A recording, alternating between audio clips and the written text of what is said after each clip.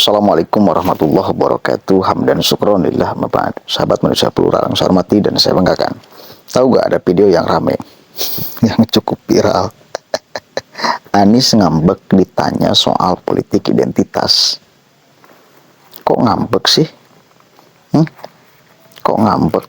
Padahal itu kan produk unggulan tim ses Anda dulu. Ketika Anda mau menjadi gubernur DKI Jakarta, itu kan produk unggulan. Kenapa sekarang ketika ditanya Anda ngambek? Konsekuensi dong. Ketika orang menanyakan tentang politik identitas kepada Anda, itu adalah konsekuensi terhadap apa yang telah Anda dan tim ses Anda lakukan dulu, yang menghalalkan politik identitas. Terpampang di ratusan masjid, ratusan spanduk. Masjid ini tidak menerima pendukung penista agama.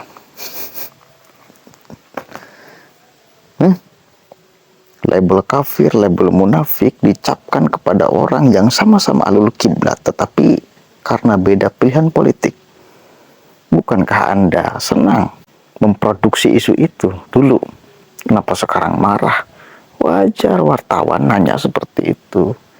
Seperti wajar bila wartawan nanya soal HAM kepada Prabowo Subianto, karena supaya menjadi catatan, supaya Anda meyakinkan kepada publik tidak akan pernah melakukan hal yang sama, karena impactnya buruk, impactnya perpecahan gitu loh.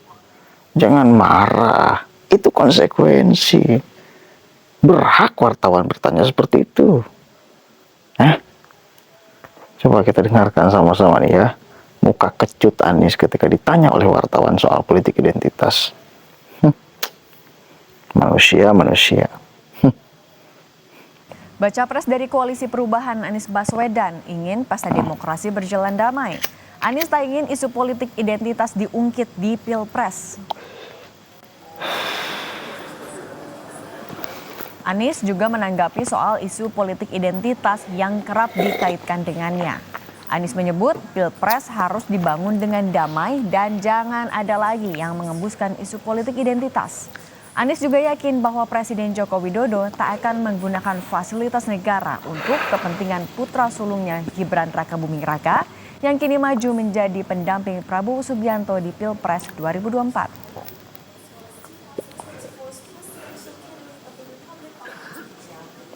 Kita tetap tinggi dan keren kan, kalau menang netral. Ada kekhawatiran Mas Gibran akan menggunakan fasilitas pemerintahan? Rasanya enggak, semua media nonton, semua rakyat nonton, betul nggak? Sekarang semua orang jadi reporter. Bagaimana coba bisa menjaga semua yang sifatnya pelanggaran? Takutnya apa? Pemberitaan. Kalau politik identitas diisukan lagi kepada Mas Anies, Anda yang ngisuin, kita nggak pernah ngisuin. Anda yang ngulang-ngulang. Udahlah, kalau Anda mengulang-ulang ya itu yang jadi. Kita ngomongin soal perubahan, keadilan.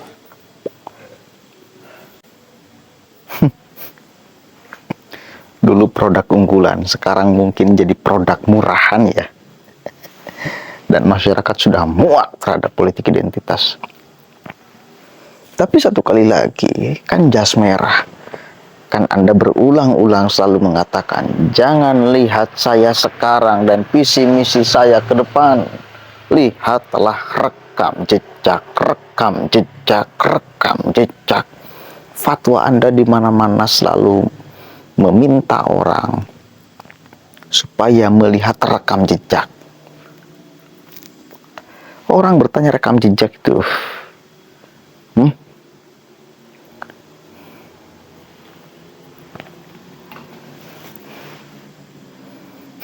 belum muncul tuh kelompok-kelompok yang memproduksi isu itu. Kita akan lihat sebentar lagi bakal ijtima ulama tuh. Sasarannya sekarang, saya memprediksi Profesor Mahfud MD yang akan disasar menggunakan politik identitas. Sudah mulai diawali kemarin oleh si Faisal Assegaf. Menyudutkan Islam, memusuhi Islam segala macam, goblok kan. Sudah mulai ada produksi kecil-kecilan, cuma belum skala besar. Nanti kalau ada istimewa ulama, sudah ada istimewa ulama, maka bakal ada produk skala besar.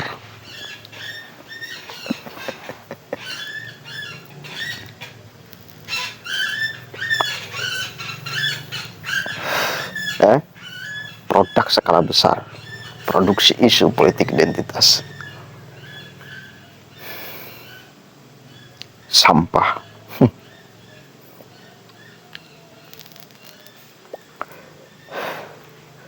Sekarang udah sadar mungkin ya, bahwa satu kali lagi impact dari politik identitas ini, masyarakat pecah di bawah, dan terasa sampai sekarang terasa kok, terasa buah dari politik identitas yang menghasilkan Anies Rashid Baswedan menjadi gubernur DKI Jakarta yang sekarang mencalonkan diri sebagai calon presiden.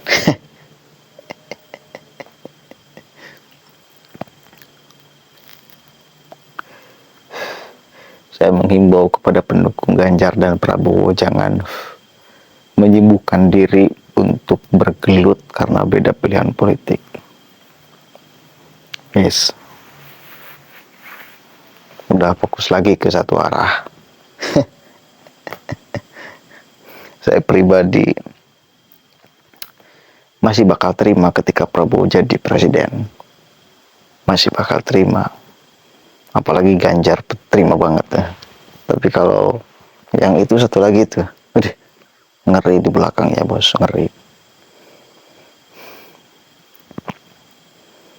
Ya mau tidak mau, suka tidak suka tetap. Saya pun ada hasrat, ada jiwa ke NU-an. Sementara di belakang mereka itu para pembenci NU-nya banyak banget. Dan menurut saya kebangetan bila ada warga Nahdliyin memilih orang yang di belakangnya tidak suka NU. Kebangetan. Yang menghina NU, yang mengkerdilkan NU, yang menstigma buruk NU. Kebangetan menurut saya, kebangetan. Meskipun di sana ada Caimin, kecuali kader PKB. Kalau kader PKB kan harus menghormati sebagai ketua umumnya, coblos saja. Tapi kan basis kader PKB tetap warga Nahdliyin. Nah, warga Nahdliyin yang tidak masuk struktural partai, maka menurut saya kebangetan. Lihat deh statement Faisal Asegaf yang beberapa kali saya tayangkan. Gila enggak? Bukan hanya kepada ulama-ulama NU, kepada pendiri NU. Pendiri NU berani mereka lecehkan, berani mereka hinakan. Rela mendukung orang yang kayak gitu, yang tidak suka kepada kita. Rela. Aneh kalau rela. Perlu diperiksa tuh kesehatan.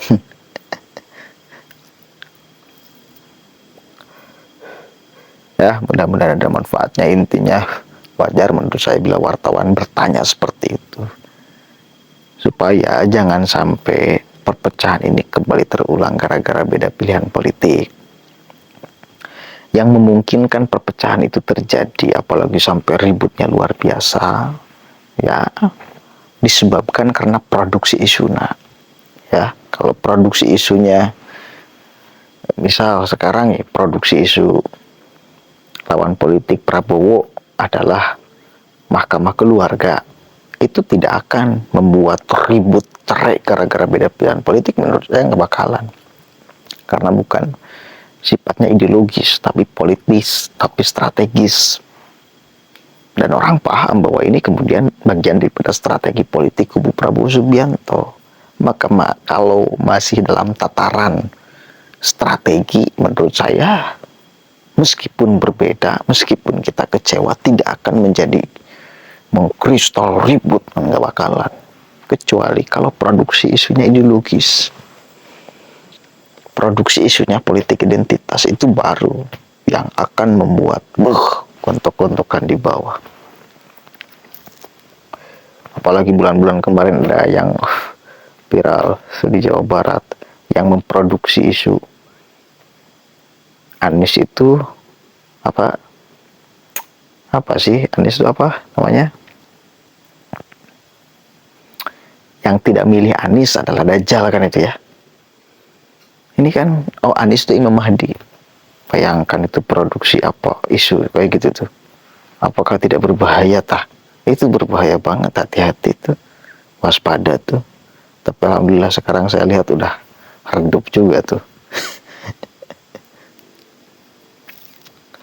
Karena si ulama itu menyodorkan Gatot Nurmantio supaya menjadi cawapres Anies. Ternyata nggak dipilih Gatotnya, malah milih Caimin. Ya, mungkin produksi isunya tidak akan lagi dihadirkan di ruang publik, tapi nggak tahu. Apakah masih mau mengatakan bahwa Anies adalah Imam Mahdi dan lawan politiknya adalah Dajjal? Kalau itu yang terjadi, kalau itu tetap diproduksi, maka ini yang akan berbahaya daripada isu dinasti. Assalamualaikum warahmatullahi wabarakatuh.